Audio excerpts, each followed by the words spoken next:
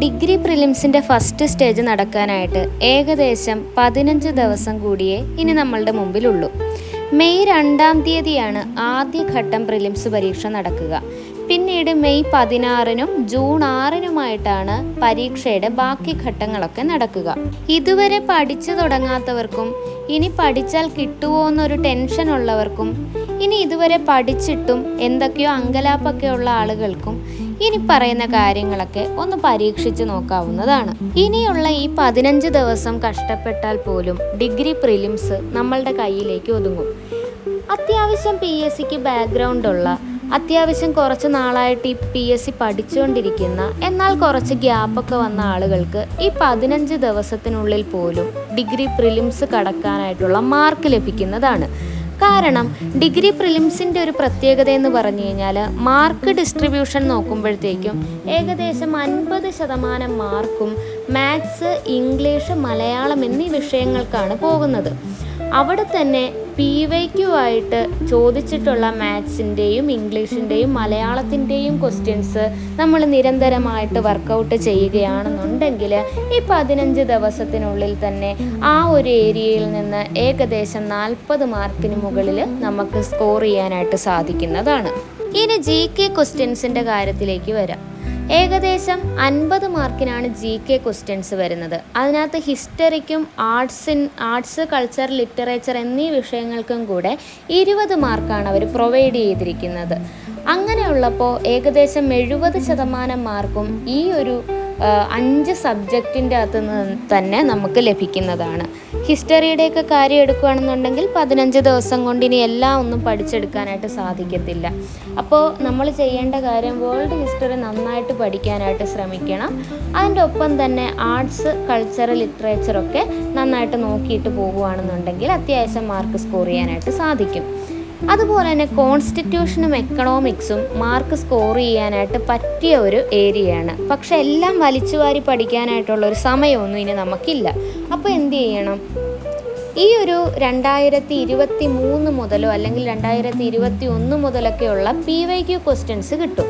എങ്കിലും റീസെൻ്റായിട്ട് PSCയുടെ ട്രെൻഡ് അറിയണം എന്നുണ്ടെങ്കിൽ 2024-ലെയും 2025-ലെയും ഒക്കെ ക്വസ്റ്റ്യൻസ് ഒക്കെ ഒന്ന് എടുത്ത് നോക്കുകയാണെന്നുണ്ടെങ്കിൽ ഈ PSCയിൽ ഡിഗ്രി ലെവൽ പ്രിലിംസിനൊക്കെ സാധാരണയായിട്ട് ചോദിച്ചു വരുന്ന ക്വസ്റ്റ്യൻസ് ഏത് പോർഷനിൽ നിന്നാണെന്നൊക്കെ നമുക്കൊരു ഐഡിയ കിട്ടും. ആ ഒരു ഐഡിയ കിട്ടിക്കഴിഞ്ഞു കഴിഞ്ഞാൽ നിങ്ങൾ തീർച്ചയായിട്ടും അത് വെച്ചിട്ട് പഠിക്കുകയാണെന്നുണ്ടെങ്കിൽ അത് ചോദിച്ച കാര്യങ്ങൾ തന്നെ വീണ്ടും ചോദിക്കുന്ന ഒരു സമ്പ്രദായം PSCക്ക് പൊതുവേ ഉണ്ട്. അതുകൊണ്ട് തന്നെ ഡിഗ്രി പ്രിലിംസിന് ഇനി കാടടച്ച് പഠിക്കാനായിട്ടൊന്നും നമ്മൾ നോക്കരുത്. പകരം അത്യാവശ്യം വേണ്ട കാര്യങ്ങൾ മാത്രം, ചോദിക്കാനായിട്ട് സാധ്യതയുള്ള, ചോദിച്ചുകൊണ്ടിരിക്കുന്ന കാര്യങ്ങളൊക്കെയാണ് നമ്മൾ ഇനിയുള്ള കുറച്ച് ദിവസങ്ങൾ നോക്കേണ്ടത്. കൂടുതൽ സമയം നമ്മൾ ചെലവഴിക്കേണ്ടത് ഈ പറയുന്നത് പോലെ മാത്സ്, ഇംഗ്ലീഷ്, മലയാളം എന്നീ വിഷയങ്ങൾക്ക് തന്നെ ആയിരിക്കണം. PYQവിന് വേണ്ടിയിട്ടും കുറച്ച് സമയം ചെലവാക്കണം. ബാക്കിയുള്ള സമയങ്ങളിൽ നമ്മൾ ചെലവാക്കേണ്ടത് ഈ പറയുന്നത് പോലെ ഇമ്പോർട്ടൻ്റ് ആയിട്ടുള്ള ഹോട്ട് ടോപ്പിക്സ് പഠിക്കുവാൻ വേണ്ടിയിട്ടാണ്. സാധാരണയായിട്ട് ഡിഗ്രി പ്രിലിംസിൻ്റെ കട്ട് ഓഫ് മാർക്ക് വരുന്നത് 50 മാർക്കിനോളം അടുപ്പിച്ചാണ്. അതുകൊണ്ട് തന്നെ 50% മാർക്ക് നമുക്ക് സ്കോർ ചെയ്യാനായിട്ട് സാധിച്ചാൽ തന്നെ ഡിഗ്രി പ്രിലിംസ് നമ്മുടെ കയ്യിൽ ഒതുങ്ങും.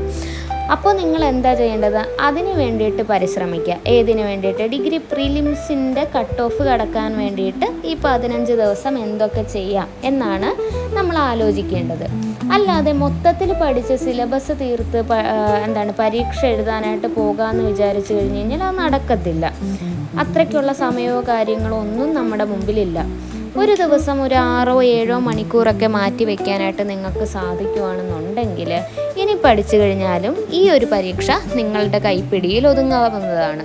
50ഓളം മാർക്ക് നമുക്ക് സ്കോർ ചെയ്യാൻ സാധിച്ചാൽ തന്നെ കമ്പനി ബോർഡ് അസിസ്റ്റൻ്റ് പോലത്തേക്ക് എക്സാമിന് നമുക്ക് ആ ഒരു കട്ട് ഓഫ് മാർക്ക് കടക്കാനായിട്ട് സാധിക്കുമെന്നാണ് പൊതുവെയുള്ള എൻ്റെ ഒരു വിലയിരുത്തൽ. കാരണം ഇതുവരെ കഴിഞ്ഞിട്ടുള്ള പ്രിലിംസിൻ്റെ ഒരു രീതി വെച്ചിട്ട് ആ ഒരു കണക്കിനാണ് പ്രിലിംസിൻ്റെ ഒരു കട്ട് ഓഫ് മാർക്കൊക്കെ വന്നിരിക്കുന്നത്.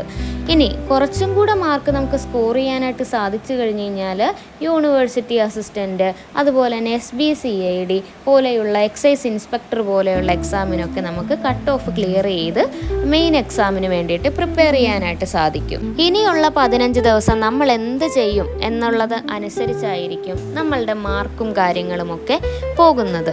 എന്തായാലും PYQ നോക്കിക്കഴിഞ്ഞ് കഴിഞ്ഞാൽ മാത്സും ഇംഗ്ലീഷും മലയാളവും നമ്മളുടെ കയ്യിൽ ഒതുങ്ങുന്നതാണ്.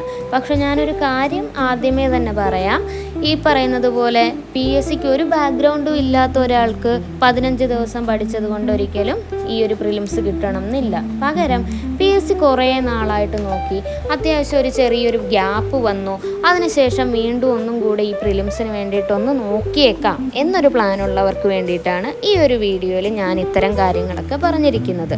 അപ്പോൾ ഇത്തരത്തിലുള്ള കാര്യങ്ങളൊക്കെ ചെയ്ത് പരീക്ഷയ്ക്ക് വേണ്ടി തയ്യാറെടുക്കുക.